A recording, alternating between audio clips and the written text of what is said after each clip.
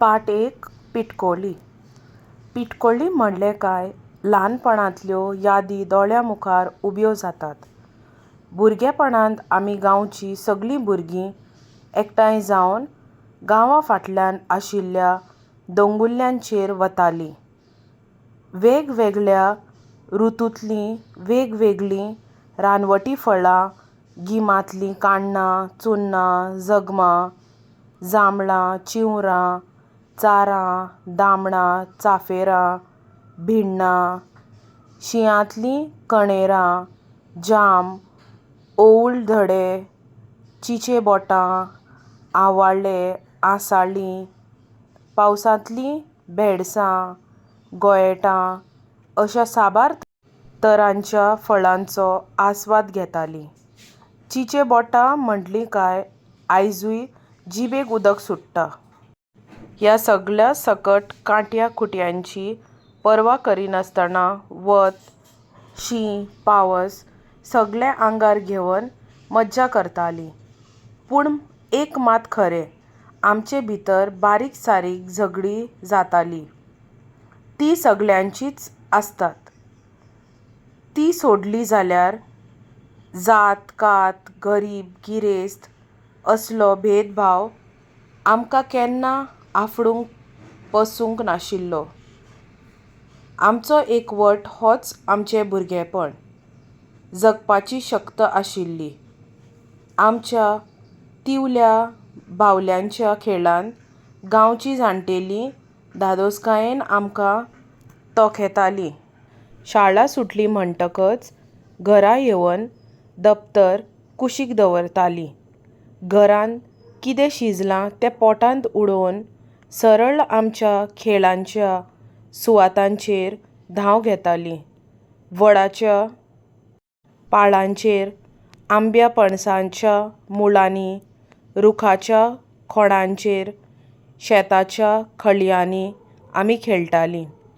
मे म्हयन्याची सुटी सुरू जाली काय आमी आंब्या मुळांनी पडिल्लीं आसतालीं.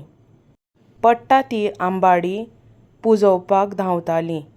तीं हाताक लागलीं म्हणटकच हात तोंड पाकट जाय मेरेन चोखतालीं. शाळेंत शिक्षक शिकयता आनी घरांतलीं मनशां जो कितें अभ्यास घेतात ताचेर आमचें शिक्षण बरे भशेन जातालें. ताचेच खातीर हीं रानफळां खुंटपाक, रानफुलां पुंजोवपाक, जायते खेळ खेळपाक, न्हय दोंगुल्ल्यांचेर उमेदीन भोंवपाक वेळ मेळटालो. आमचे खेळ म्हणल्यार आपालिपा, लगोऱ्यो, खांब्यांनी, बडयांनी, विरांनी, शिंप्यांनी, कोयंडोबाल, रिंगांनी, फातरांनी अशे जायते. घरांत थोडोच वेळ आनी भायर इश्ट इश्टिणीं वांगडा चड आसतालीं. भायल्या तरेकवार खेळांनी धोंपरां कोपर फोडून घेतालीं. पूण स्वंगड्यांचो सांगात आनी खेळाची मजा हातूंत आमची दूख विसरून वताली. ह्या खेळांनी कुडीचो व्यायाम जातालो. आंगांतलो घाम वतालो. कुडीक एक सुटसुटीतपणां येतालो. वेळार खाण जेवण तेंय बी घरांत शिजिल्लें. भायल्या खाणांचो आमकां तेन्ना सोंस नासलोच म्हणल्यार जाता. वेळार न्हीद पडिल्ल्यान भलायकी बरी उरताली.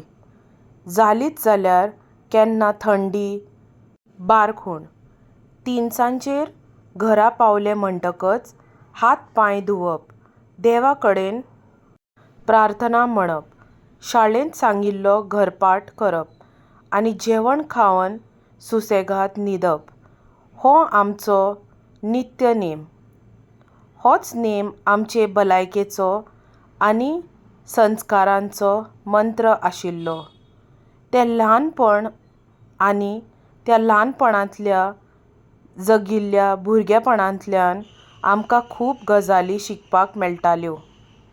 आयज भुरग्यांक ह्या रानफळांचीं नांवांय खबर नासतलीं. न्हय दोंगुल्लीं खबर आसतलीं आनी ते आमचे पारंपरीक खेळय नकळ आसतले. ते पदेरूय गेले आनी ते उंडेय गेले. अशी गत जाल्या आयज.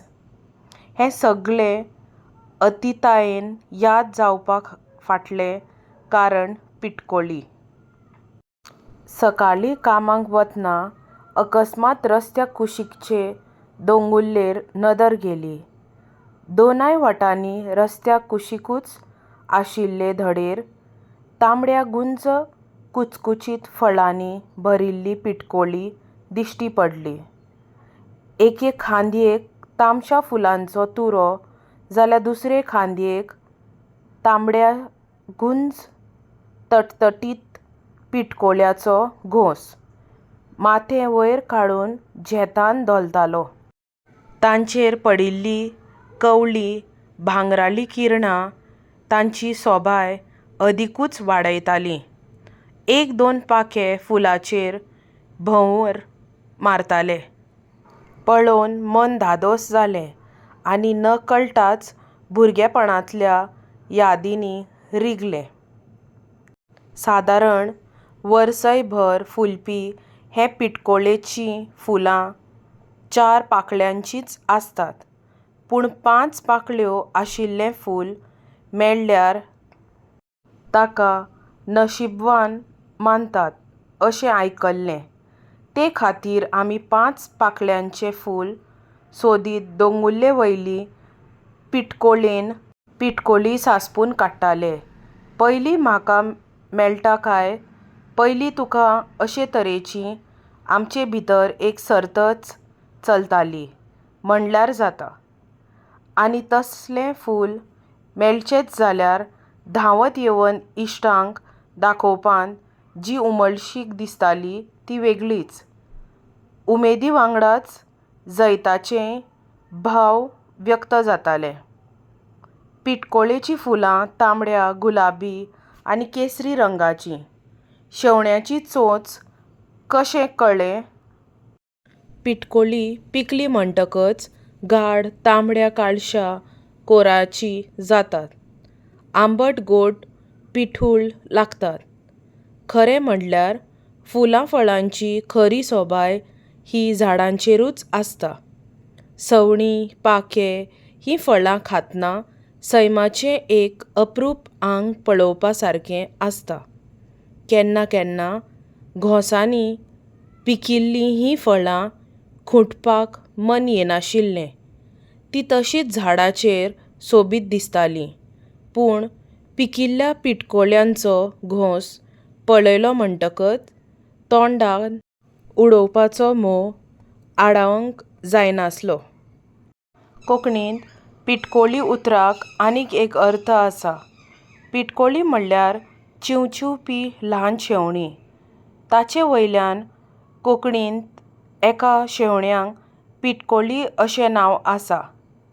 ही पिटकोळी नाजूक आनी सामकी शिटूक. चोंची तपकिरी तामश्या कोराच्यो.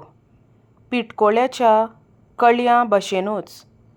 आमच्या ल्हानपणांत पिटकोळीच्या झोंपांचेर बसून पिटकोळी खातना ह्या पिटकोळ्यांक आमी पळयल्यात.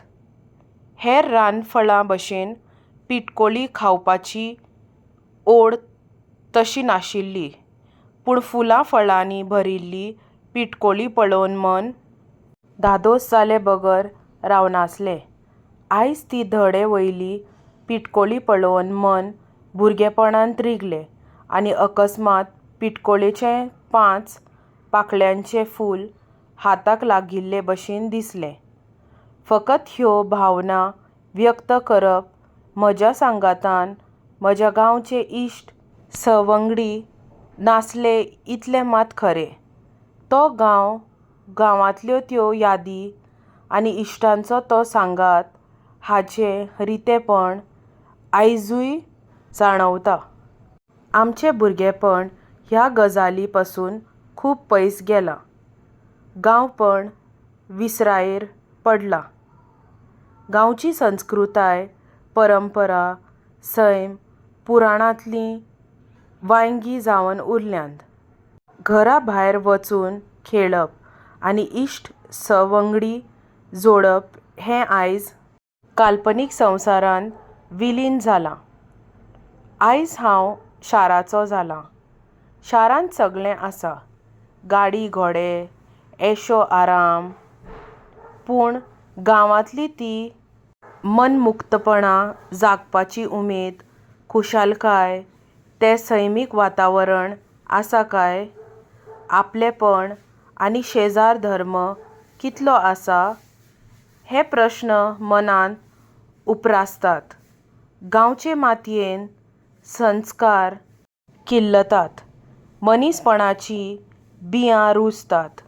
हीं बियां आमचे भितर रुजोवपाक आयज परत एकदां म्हजें गांवचे मातयेंत त्या न्हंय दोंगुल्ल्यांचेर कांट्या खुट्यांनी भोंवत दिसता.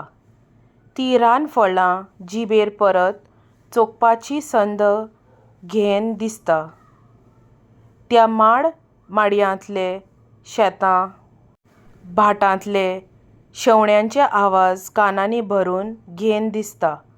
सैमाचे रंग मळबाचो विस्तार दोळ्यांनी सांठयत दिसता. नदरेक पडिल्ले ते पिटकोळेन नकळटनाच म्हाका खूब फाटीं व्हेलो आनी कितें वगडावन मुखार आयलां ताची अस्तितायेन जाणविकाय करून दिली.